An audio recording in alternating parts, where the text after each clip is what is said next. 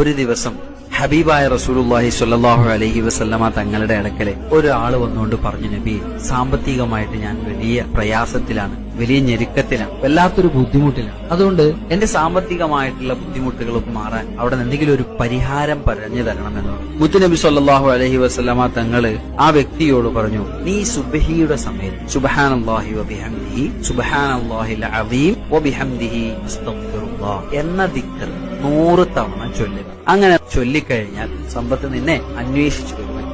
ഈ മനുഷ്യൻ തിരിച്ചുപോയി. അദ്ദേഹം കുറച്ച് നാളുകൾക്ക് ശേഷം ഈ ദിക്ർ വളരെ കൃത്യമായിട്ട് ചെയ്തു. അദ്ദേഹം തിരിച്ചു ഹബീബായ റസൂലുള്ളാഹി സ്വല്ലല്ലാഹു അലൈഹി വസല്ലമ തങ്ങളുടെ അടുക്കൽ വന്നുകൊണ്ട് പറഞ്ഞു, നബിയെ, അങ്ങ് പറഞ്ഞതുപോലെ ഞാൻ എല്ലാ ദിവസവും സുബഹിക്ക് ദിക്ർ ഞാൻ ചൊല്ലി. അത് ചൊല്ലി ഇപ്പൊ എന്റെ അവസ്ഥ എന്താന്ന് ചോദിച്ചു കഴിഞ്ഞാൽ എത്ര പണം ഇങ്ങനെ കുതിച്ചു വന്നിട്ട് ഇതെവിടെ കൊണ്ടുപോയി വെക്കണം എന്നറിയാത്ത അവസ്ഥയിലാണ് ഞാൻ.